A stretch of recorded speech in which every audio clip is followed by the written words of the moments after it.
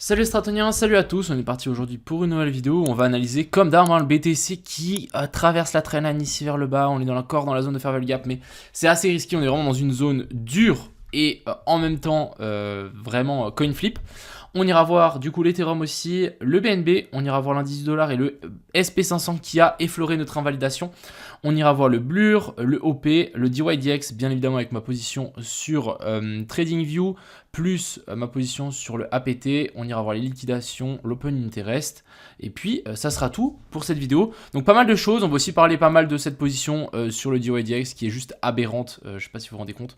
Mais là, on est avec 24 000 balles en effet de levier x8. Bref, c'est un truc de malade. Mais bon, je me dis, il y a moyen que ça passe. Et surtout, si je perds cet argent, encore une fois, c'est pas ça qui va me changer quelque chose. Donc, n'oubliez pas, si vous êtes prêt à perdre votre argent, il n'y a pas de problème à prendre des trades. C'est vraiment le truc le plus important. Bref, on part directement. Crypto, Commençons avec le fameux BTC. Donc hier, qu'est-ce que je disais? Je disais qu'on avait un potentiel retour dans la zone basse ici, donc zone de fair value gap, plus un retour dans cette trendline après notre cost et boss ici qui reste complètement valide. Donc un retour dans cette zone-là. J'ai la charte actuellement, j'ai rien touché. Vous voyez qu'il y a mon dessin qui est ici. On est arrivé et on a vite fait rebondir là-dessus, sauf que finalement on a réussi à casser la trendline. Et là on est venu faire un petit retest plutôt bearish. Donc rien de bon augure. On est encore sur une zone assez dure, on va pas se mentir. Il y a une espèce de zone pivot par là autour. Je ne saurais pas exactement la dessiner, mais en gros ici on a une zone pivot, on a déjà rebondi une fois là, on a fait la petite déviation en dessous et là de nouveau on est en train de faire support.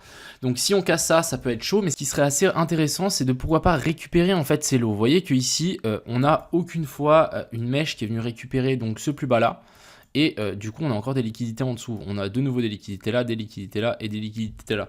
Donc, si on part maintenant, je ne serais pas serein. Je préférais qu'on fasse une petite mèche, qu'on passe en dessous et qu'ensuite on puisse réintégrer par-dessus. Je vous ai dessiné les différents scénarios.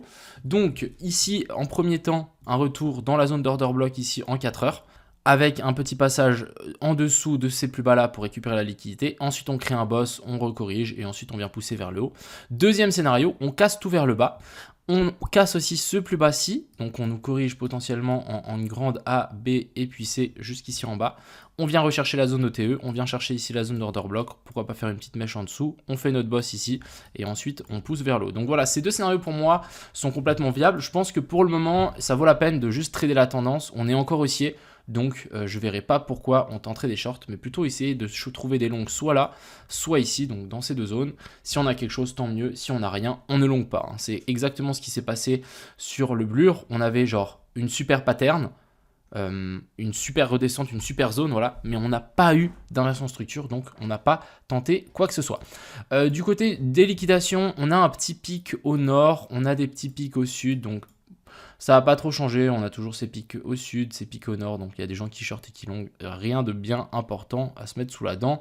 C'est vrai que là peut-être on monte jusqu'à 100 millions quand même, 80 millions, donc c'est vrai qu'on a quand même une prix prévu de une zone avec beaucoup plus de liquidation au sud qu'au nord, donc pourquoi pas privilégier le sud. Why not? Ici du côté de l'Open Interest, ce qu'on peut voir donc sur ce bottom là, c'est qu'on a une augmentation des longs. Vous voyez ou une close des shorts, mais en gros ici, on a le CVD qui reprend un petit peu de puissance et on a aussi l'Open Interest qui monte. Ça veut simplement dire qu'il y a des positions qui sont en train d'être ouvertes et une augmentation de positions qui sont en train d'être ouvertes et on a de plus en plus de longues, donc c'est clair et net. À mon avis, il y a des gens qui sont en train d'ouvrir des longues ici. Les gars, leur stop loss est vraiment hyper évident, il est placé juste ici, ici. Donc personnellement, si vraiment on veut pousser vers le haut, ce que j'attendrai, c'est pourquoi pas une petite chasse et ensuite pousser.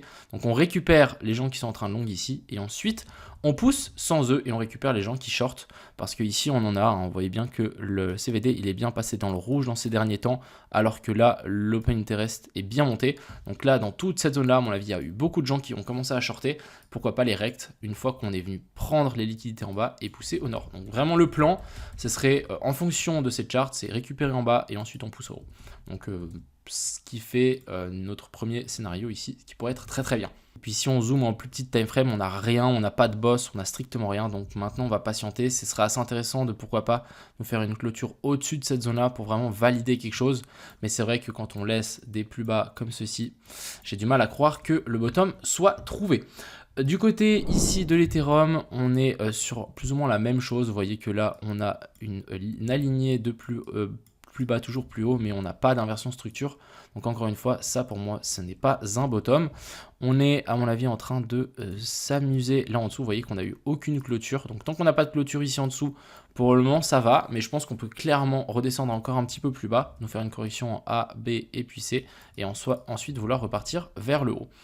Du côté du BNB, même chose, je l'attends toujours un petit peu plus bas, on a toujours cette zone d'OTE qui est en attente, donc vraiment ici rien à dire, mais c'est qu'une question de temps avant qu'on pète ici ce plus bas.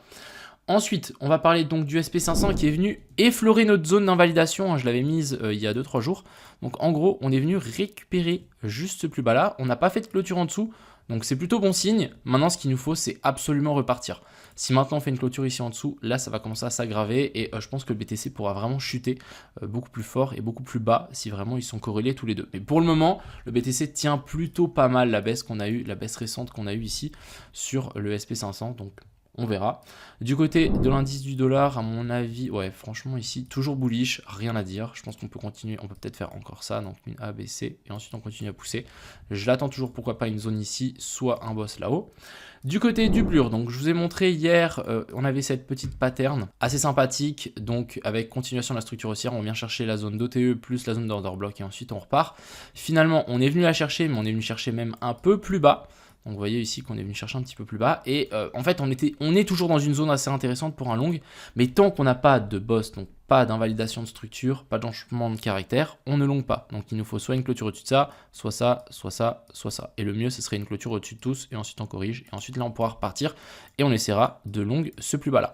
Mais tant qu'on n'a pas ça, ça ne sert à rien de tenter un long. On est dans une zone intéressante, mais on patiente pour un potentiel long. Après, vous allez me dire que j'aurais peut-être dû faire ça sur le DYDX, c'est vrai, mais bon. Ensuite ici, on a OP donc, qui est venu récupérer notre zone d'OTE que j'avais indiqué hier, donc ça c'est plutôt une bonne chose, j'avais dit qu'il était assez intéressant. Donc il l'est toujours, clairement, on est revenu chercher la petite zone d'OTE ici, d'ailleurs c'est un abonné qui avait trouvé cette pattern, donc pas mal. On est récupéré un petit peu plus bas que la zone d'order block, donc ça c'est nice. Maintenant ce qu'il nous faut c'est une clôture au-dessus de cette zone là.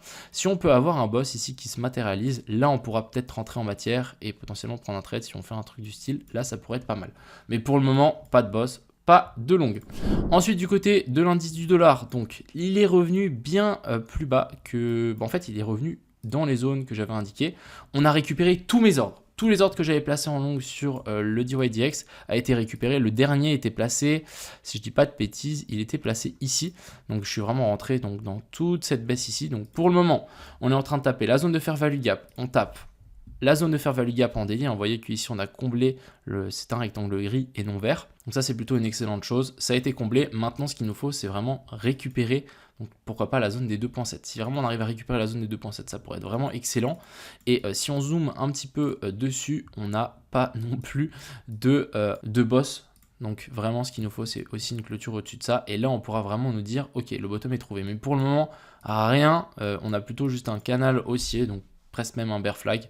Pourquoi pas continuer la chute. Et ça, j'aime pas trop voir. Étant donné que j'ai une position énorme avec 70 000 DYDX, je suis prêt à perdre, hein, les gars, je suis prêt à perdre, donc vous inquiétez pas pour moi. Mais je me dis qu'on peut encore descendre un petit peu, mais il faudra pas que ça descende trop. Et on est quand même dans une excellente zone pour moi, pour un potentiel long. Je voudrais bien que le BTC aille rapidement récupérer les liquidités qu'on a juste en dessous pour qu'on ait vraiment une idée, genre on récupère ça, et ensuite on puisse partir sainement. Si on part déjà maintenant ici, j'aimerais pas du tout, je préfère qu'on descende d'abord et qu'ensuite on pousse vers le haut, et ça serait la même chose pour le DYDX. Je pense qu'on peut clairement chuter encore un petit peu, pourquoi pas nous faire un dernier bottom, et ensuite on poussera. Pour le moment, je compte hold ma position, donc rien à dire par rapport à ça, même si c'est risqué, mais je suis prêt à perdre, donc il n'y a pas de raison pour ça. Et on va quand même finir par le fil. Alors le fil, ah ouais, ok. Alors je vais vous montrer le scénario que il y a un abonné qui nous a montré, mais j'étais assez d'accord avec lui, on avait quelque chose d'intéressant, mais pas de boss, pas de longue. Voilà, ça c'est ce que je suis en train de dire. C'est toujours le cordonnier qui est toujours le plus mal chaussé. Je dis ça qu'on attend toujours des boss, on attend des boss, etc. Mais moi je longue sans boss. Donc bon. Donc sur le fil, je vous montre. En gros, ici on avait quand même cette petite inversion de structure. Ici on a eu un cos et un boss. Ici on peut valider ça comme pourquoi pas une déviation ici. pour ensuite pousser vers le haut. On a pourquoi pas ici des liquidités à récupérer et du coup je me suis dit ok, pourquoi pas prendre le Fibo par rapport à ce sommet là et à ce plus bas là, chercher la zone de TE et attendre une inversion de structure dedans. Si on zoome, pas d'inversion de structure, donc pas de longue, donc tant mieux, on n'a pas longue. C'est autant simple que ça et j'espère que c'est pas ça qui va me rect sur le DYDX. Pas de boss, pas de longue. Mais bon, ce qu'on pourrait avoir, c'est pourquoi pas faire un truc du style, on redescend ici, on nous fait un cos ici, on remonte un boss, hop hop hop, et ensuite on repart. Ça serait vraiment l'optimal. Voilà un petit peu ce que j'avais à dire pour cette vidéo. On va finir quand même par le ATP. Donc le ATP, moi j'avais longue ici. J'ai toujours ma position. On est revenu chercher la zone d'order block extrême. Donc ça, c'est vraiment dans la zone où on veut que ça rebondisse. Il me semble qu'ici, on a fait un petit boss. Donc ça, c'est plutôt une bonne chose. Vous voyez, ici, on a un tout petit boss. Après, on verra si ça tient vraiment la route. Mais on a quand même un petit boss. Donc je me dis qu'on peut faire une petite redescente et ensuite partir. Donc ici, pour le moment, ça peut être pas mal. On verra.